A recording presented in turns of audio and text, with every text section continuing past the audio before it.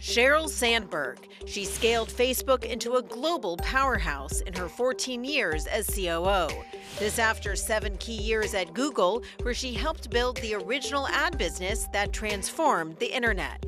She also sparked a worldwide conversation about women and leadership with her best-selling book Lean In, which he turned into an organization to help women and girls around the world. For over a decade, Sandberg's leanin.org has tracked the progress of women at work in partnership with McKinsey. Now, for the first time, the data shows that progress is stalling, which is why she's here to speak out. Part of CNBC's Changemakers advisory board, Sheryl Sandberg is in the Changemakers and Power Players spotlight. Sheryl, thank you so much for joining us for this Changemakers and Power Players podcast. And this is a big deal because you haven't done an interview in a while. But I understand that you're here today because the results of your latest Lean In McKinsey study were so stark that you wanted to talk about them. That's right. So thank you for having me. I am a big fan of this franchise that you built. I'm a proud member of the Changemakers advisory board, and I love what you're doing here, which is talking about leadership and empowered leadership and the kind of leadership that gets business results. Because it's not a choice. And I think sometimes when people see women, they think it is and it's not. And you guys are making a big difference. So I'm really glad to be here with you. Thank you, Sheryl. So tell us, though, what is it about this latest study? I believe it's your 13th Lean In McKinsey study. What was it about these results that made you want to finally come on TV and finally join this podcast? Well, we've been doing this for 11 years. And what it shows this year is that half of companies are no longer making women's career advancement a priority. And 21% of companies say that career advancement for women is low or no priority. And these are the companies that participated in the Women in the Workplace report. I think the thing that I'm most concerned about in the report is that what we're seeing for the first time is a real ambition gap for women. You ask men and women at the same level, do you want to be promoted? And more men than women at every level are saying yes. And this is what's really important. It's not all companies. When women get the support they need, same access to the same opportunities, that ambition gap completely disappears. The problem is that at both ends of the career spectrum, women face more barriers. So the entry level, first promotion to manager, what we call the broken rung, for every 100 men that get promoted, 93 women, 60 Black women, 82 Latinas. We never catch up. We're never going to get enough women at this desk with you if we're doing that at the beginning. And then at the senior levels, our report shows this year, senior men are 70% more likely to get tapped for leadership training. Think about what that does. You're going to be a leader. And so we're at a fork in the road. Like some companies are not investing anymore. Some companies are, half still are. And the ones that are going to outperform on a business level because they're getting the best out of their workforce. When I think about people pushing back on efforts to drive gender equity, I hear a lot, maybe women are just opting out. Maybe women just want to have other priorities. They want to prioritize their family over work. And so when I see that data about the ambition gap, I wonder, are women just opting out? How do you address that and say maybe this is just a choice women are making? Well, what's interesting here is it is a choice women are making, but due to the support and opportunities they have. Because that's what's interesting in the data. When women feel that they get the same stretch assignments, sponsorship, mentorship, opportunities for promotion, there is no ambition gap. So the ones who are opting out, they're doing it because they don't see the path forward. And we can fix that. And we can fix that and get the best out of our workforce. And I think we have to understand how important this is for our economy, right? Let's talk about workforce participation. Since January of this year, 455,000 women have left the workforce. 100,000 men have joined. Unemployment for Black women who are getting hit hard by the federal reductions and other factors is at 7.5%. If you took U.S. workforce participation by women and just brought it up to the levels of other developed countries, that would be an additional 4.2% of GDP growth. So you say we can fix this. What can companies do and what should workers do right now? So companies, we have a lot of recommendations in the report. I hope people check it out. But basically, you have to make the playing field level and fair. The system is not fair to women. Let me give you some examples. Percentages of people who get style-based feedback in their review.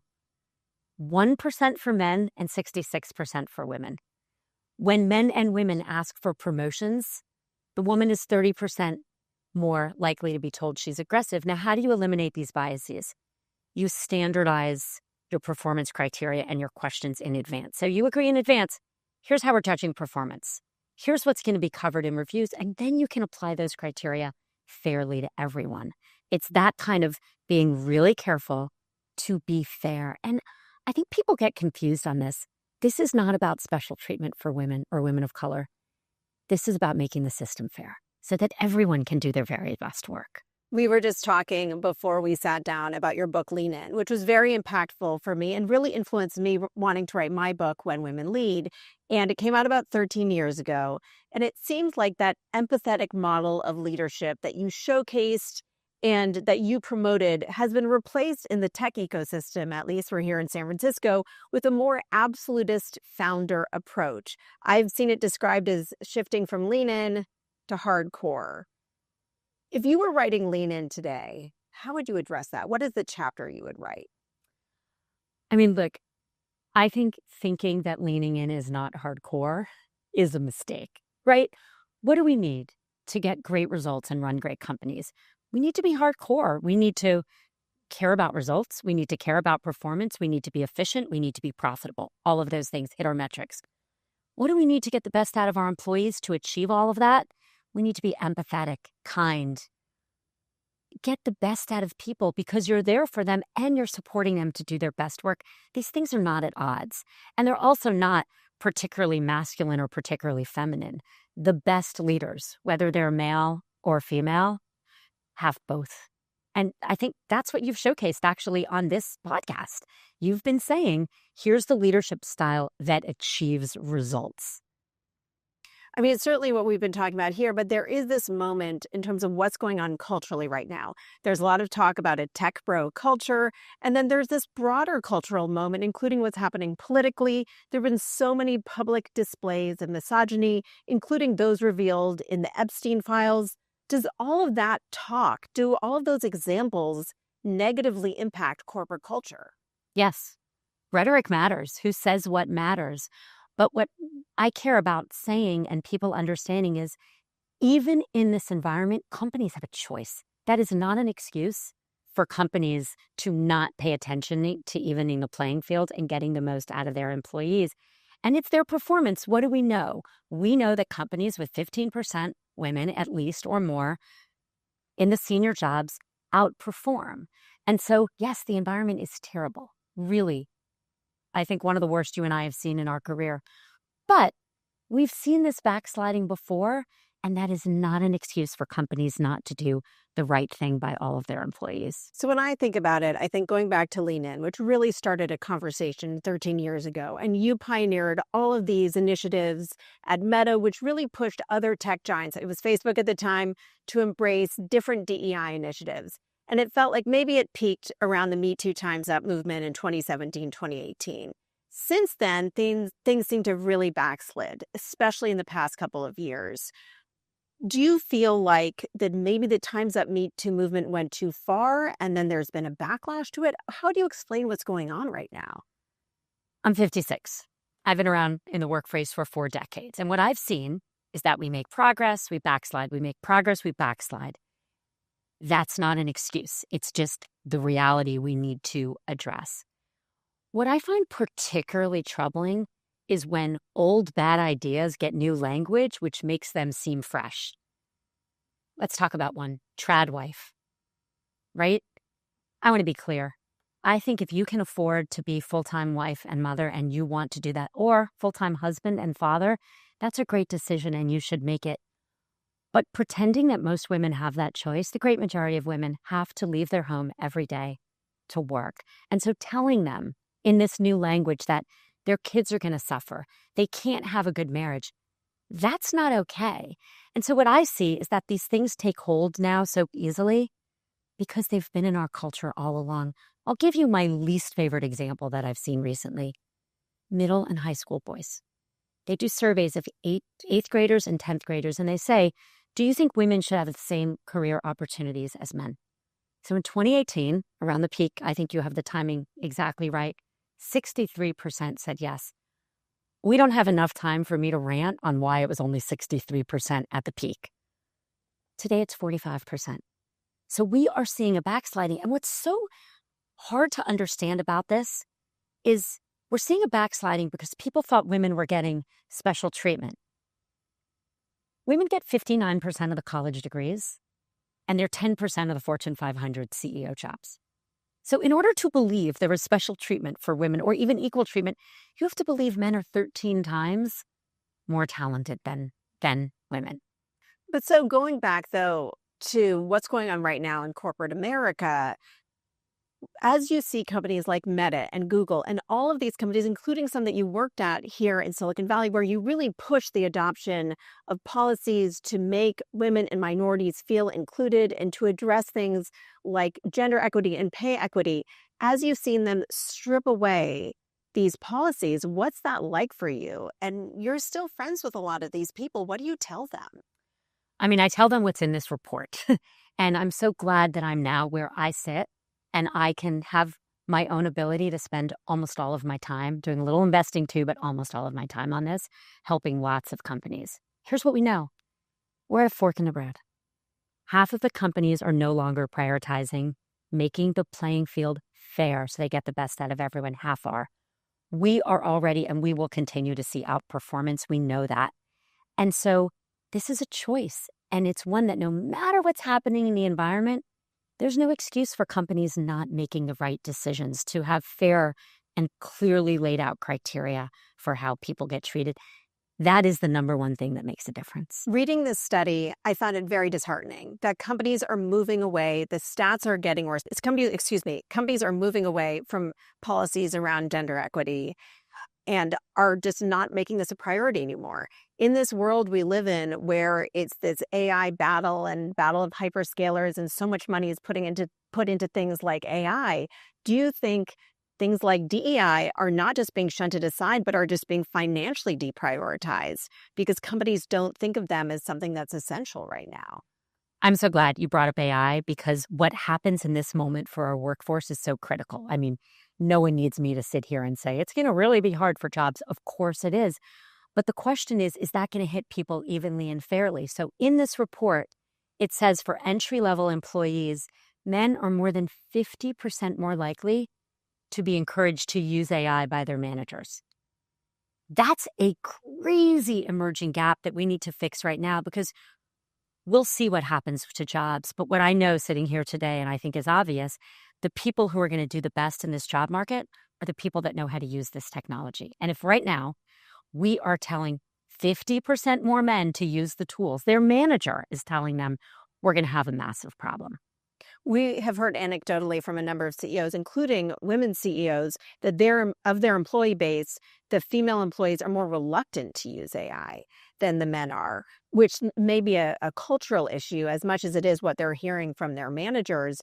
Given all of that, what would your advice be to women in the workforce right now or those starting to enter the workforce?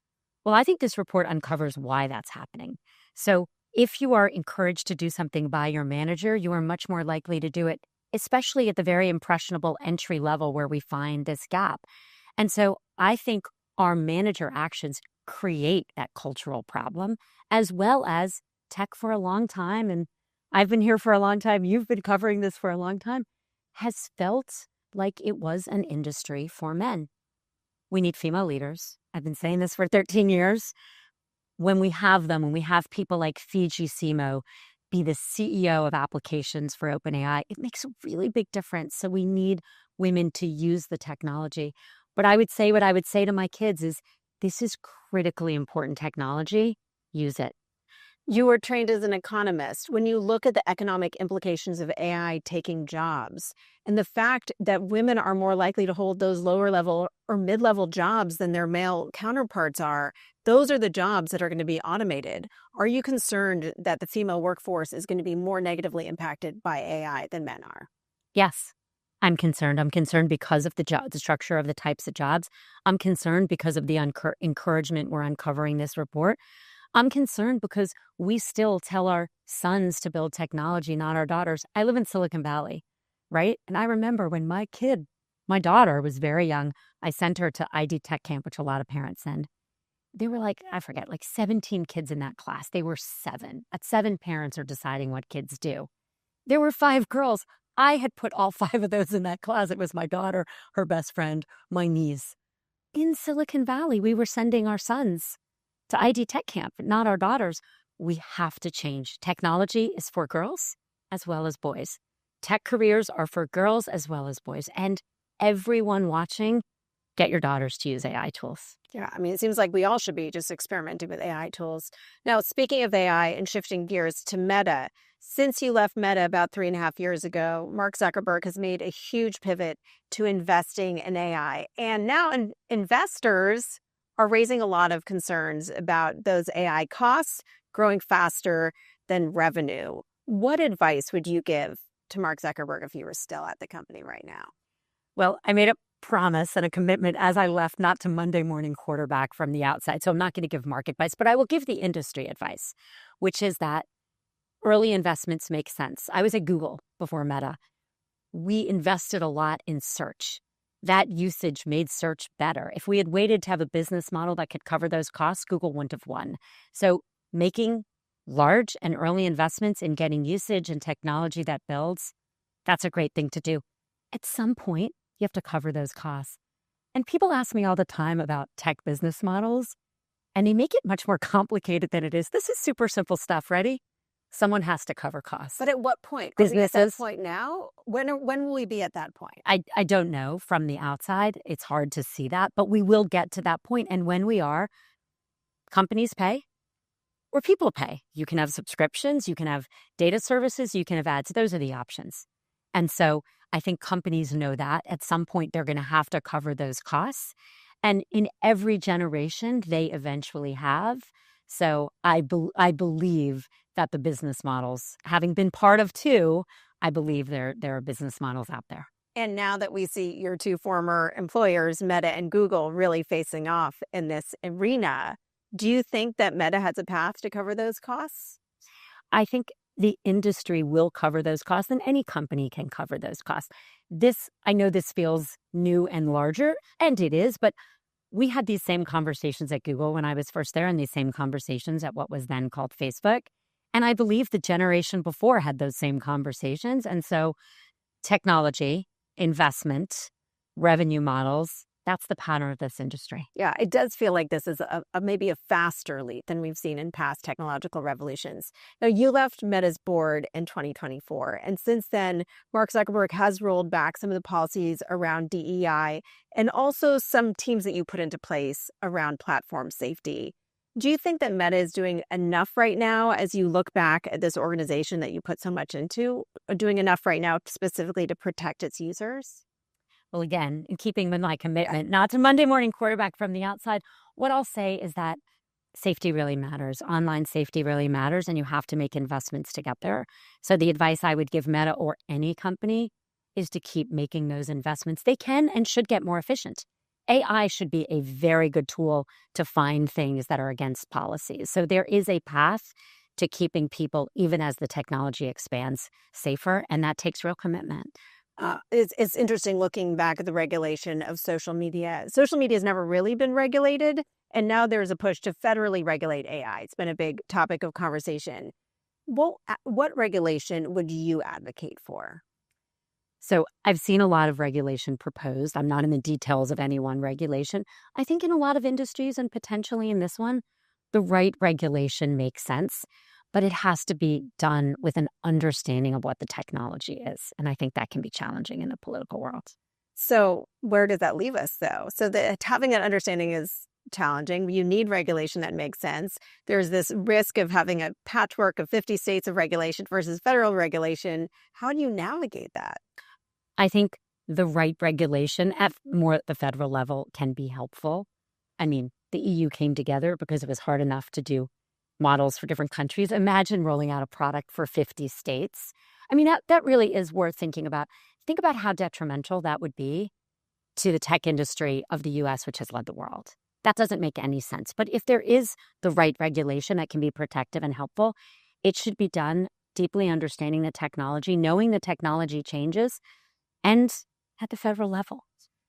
I think back to the time when there's a lot of speculation that you were going to enter politics. And asking you about these policy questions, I have to wonder, do you ever think about having a political career? Not for a minute. Not at all. Why not? I mean, you've been so much in the public eye. You face so much scrutiny as this public face of what was then Facebook for so many years. I feel really grateful to Mark, lucky to have had the opportunity I've had, grateful to Larry and Sergey for hiring me before him, and I've loved being part of this industry. Right now I'm investing. I'm working with great founders who I think are doing important things, and I have all of my time and all of my energy to put on causes I care about.